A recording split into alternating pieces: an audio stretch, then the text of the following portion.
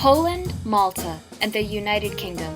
3 different approaches to entrepreneurship education and supporting enterprises. Both Poland and Malta include entrepreneurship in their curricula, but only Poland introduced it as a mandatory and separate subject. The UK, on the other hand, does not include entrepreneurship in its core curriculum at all. Nevertheless, it is in the United Kingdom that starting and developing a company is the easiest out of all of Europe. Poland is a unique country because it is the only European country to have mandatory entrepreneurship lessons as a separate school subject. And what we believe in Global Entrepreneurship Week Foundation is that this is a huge potential that we cannot miss. And unfortunately, what is happening often is that we don't take full advantage of this potential. The most common tool to use in entrepreneurship classes is a student book, and this is not something that the students expect. So we're not using this occasion to teach them to be entrepreneurial, to inspire them to be future entrepreneurs. So what we advocate for is to make entrepreneurship classes more innovative, more interesting. Part of our project is to ask pupils how they want to be taught entrepreneurship. So we ask them what they want to learn, how they want to be taught. There is a growing consciousness about the necessity to foster and promote entrepreneurship-related skills and mindsets in Poland. Polish people's attitude towards entrepreneurship is, on average, more positive than in other countries.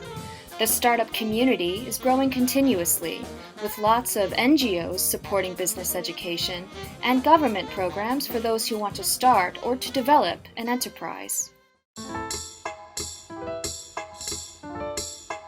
The UK, according to the Global Entrepreneurship Index, is now the most entrepreneurial country in Europe.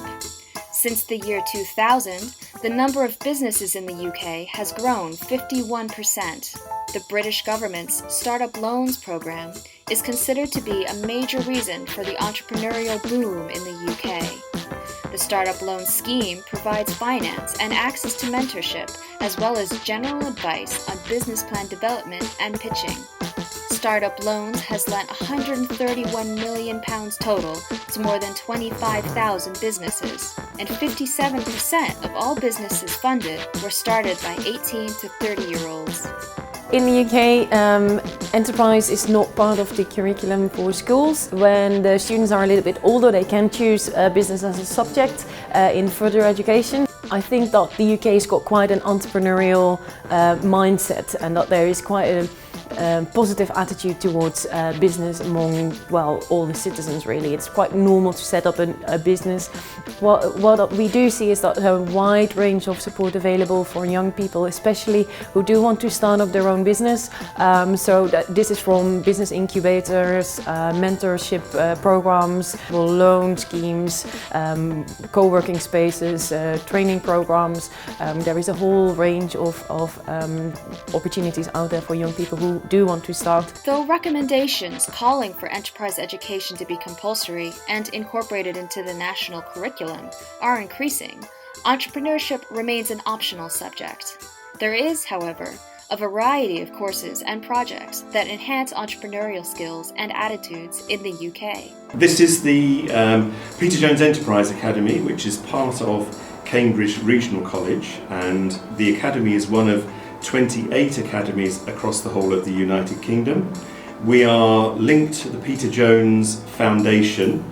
Peter is one of the dragons from Dragon's Den, the TV programme.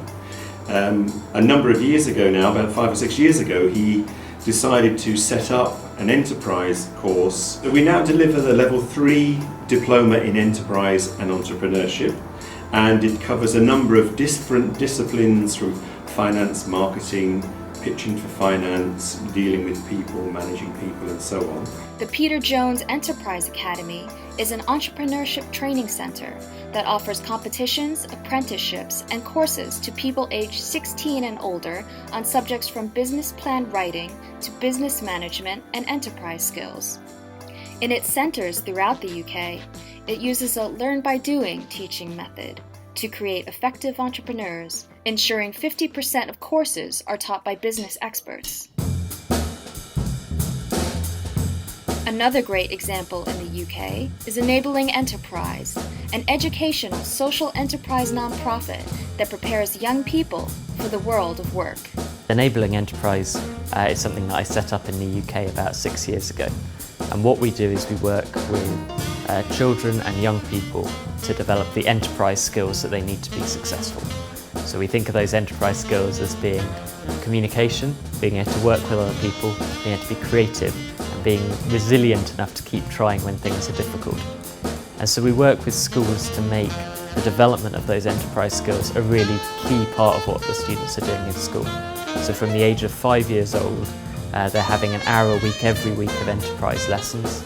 They're developing their skills. We're also taking them out to visit businesses so they can see how those skills are going to be useful in the real world. And what we've seen by doing that is that not only do the students become much more confident about the future, but they're also much better at learning because they're able to take responsibility for their learning. They're more excited about what they're doing in school and they can see the purpose of what they're doing. In response to the European Commission's efforts to foster a culture of entrepreneurship in its member states, the Maltese authorities have started to introduce entrepreneurship into the education system. The new national curriculum framework challenges the traditional teaching methods of partitioning curricula into single subjects and suggests instead that these should be merged into learning areas through which the cross-curricular themes, including entrepreneurship, creativity, and innovation, are to be embedded.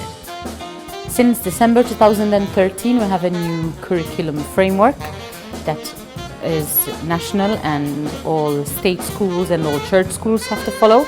And one of the very good things to come out of it is the fact that one of the cross-curricular areas is education for entrepreneurship, creativity and innovation.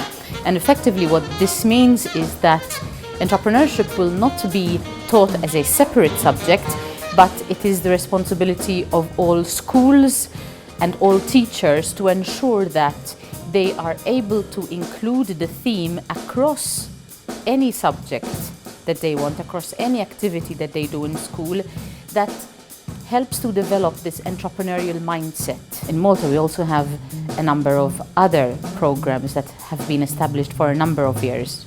For example, we have two now master programs at the University of Malta that focus on entrepreneurship. But we believe that it's very important that we develop this entrepreneurial mindset from as early an age as possible. To learn more about the best practices in teaching entrepreneurship and fostering a culture of entrepreneurship, download the publication from our website.